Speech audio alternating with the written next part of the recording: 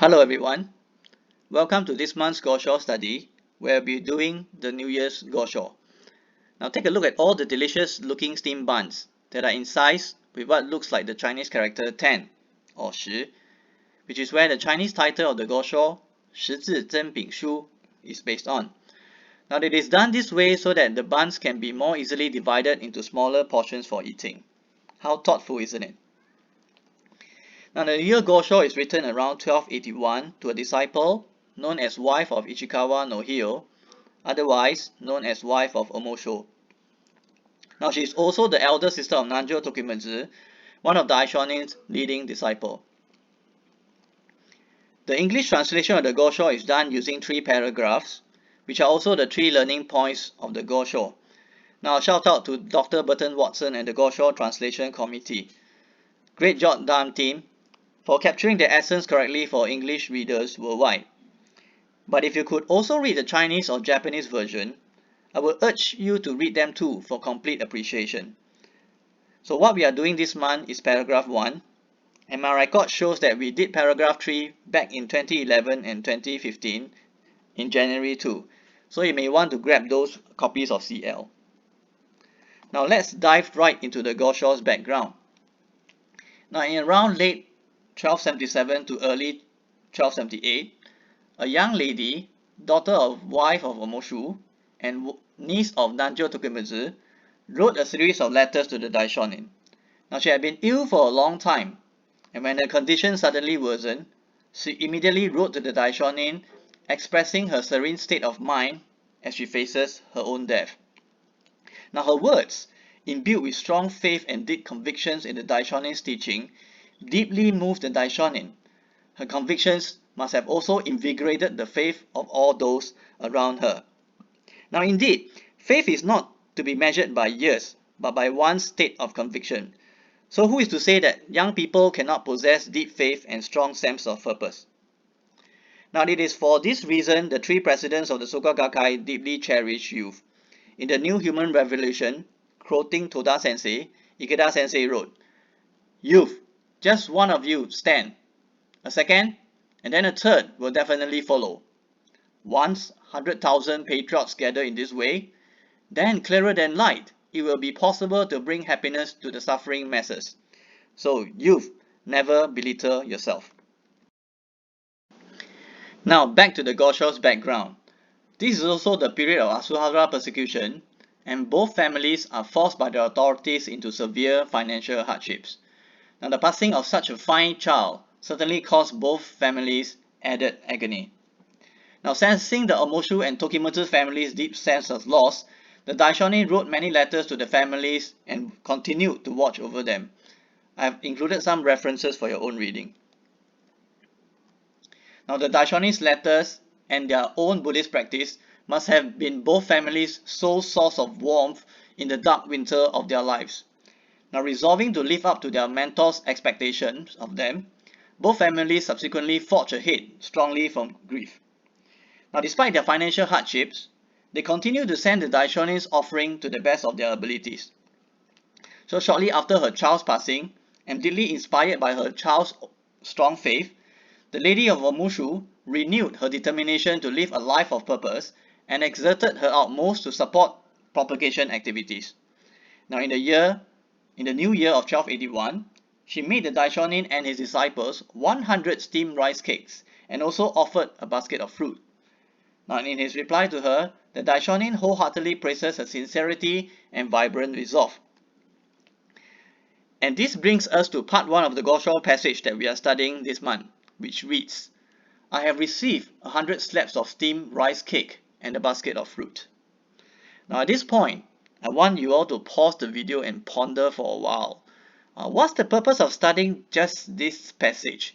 What could we possibly learn? Now at the next opportunity, in many other Goshos, you will realize that the Daishonin will meticulously list all the items that he has received to their exact quantities, even if it is the gift of a single unlined robe from his disciples. Now in all those Goshos, the Daishonin will express his deep appreciation to the disciples to have sent him offerings. Now, earlier I mentioned that most of the disciples are going through severe financial hardships. Now, the Daishonin is keenly aware that his disciples are already doing their utmost and had to further engage a dispatcher to have the offerings delivered to him, as they had to continue to attend to their own livelihoods. Now, the Daishonin knows that his disciples are anxious to know if he has received their offerings intact, and hence he made it a point to write as the first sentence in his reply what he actually received. Such is the deep consideration the Daishonin has for his disciples, a spirit that is definitely inherited by our three Soka Gakkai presidents. To better appreciate why I made the call to read the Japanese or Chinese version of the Gosho to get a fuller appreciation, let us take a look at the Chinese version of the Gosho to extract the key points of learning for the remainder of the paragraph.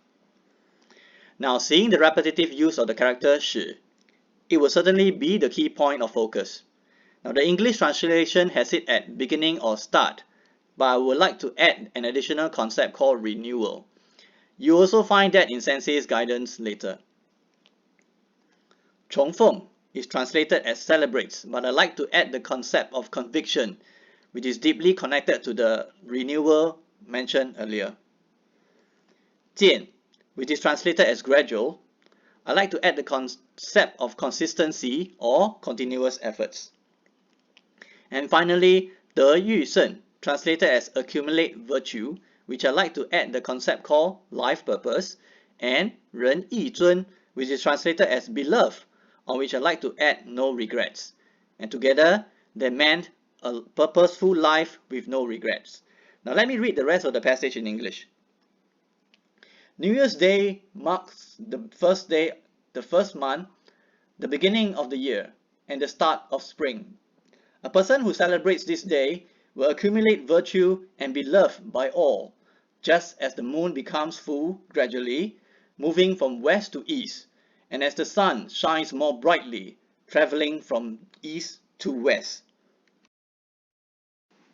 Now, putting the key points together and rearranging it in another way, I felt that what the Daishonin wanted to convey to each and every one of his disciples are as follows. In order to live a life with no regrets, one must make consistent efforts that is thoroughly connected to one's life purpose. No matter what setbacks we may encounter, we must have the conviction of renewal, that is the Buddhist spirit of true cause, the spirit of always moving forward from the present moment each day. And I firmly believe that it is because the Omitsu and Tokimitsu family, along with all others who are exemplary disciples of the Daishonin, have thoroughly sorted out their life's purpose, one that is deeply rooted in Kosen Rufu, have led them to remain undaunted and eventually emerging victorious. We should learn from them and seriously start to think about our life's purpose too. What better time to think about all this than the new year, don't you all agree? So how is it that sorting out our life's purpose, that is, ultimately what we want to achieve this lifetime, also known as our mission, ensures that we do not live a life of regrets? Let us take a look at the following two jars. Do you know that they are of the same size and that they contain exactly the same amount of things? Let's find out how this is possible. Now the jar on the left is filled first with sands that are small and innumerous first, followed by the medium stones, and then large stones last. We then realized we ran out of space and we had to leave some of the large stones stacked loosely on top. Now think of what happens if someone were to give the jar a jolt. You're right, some of the large stones will fall off.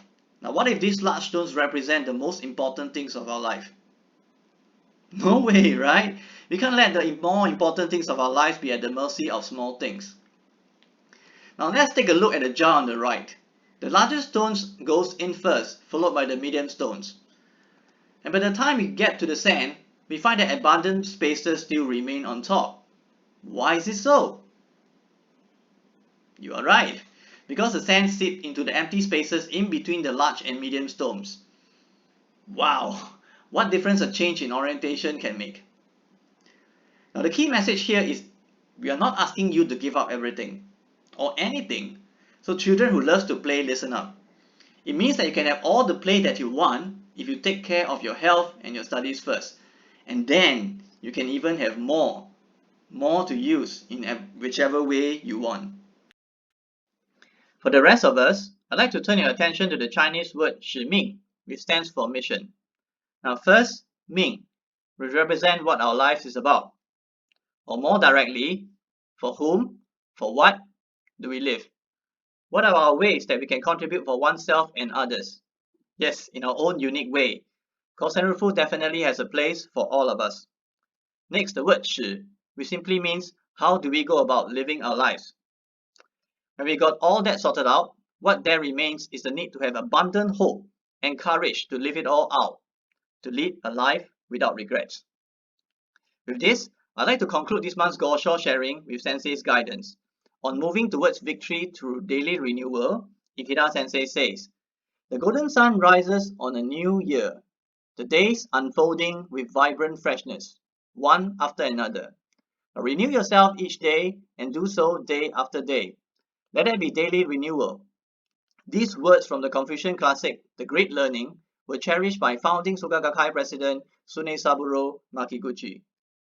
Each day, each morning, we renew ourselves and usher in our own new dawn.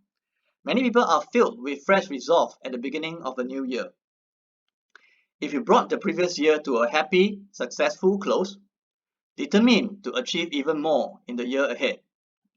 If, on the other hand, you still have lingering problems or regrets, firmly resolved to make the coming year a success no matter what. Making a fresh vow is the driving force for starting the new year powerfully. Let us begin to advance anew alongside our fellow members throughout Japan and around the world with a fresh determination to renew ourselves each day and do so day after day. Thank you all for listening.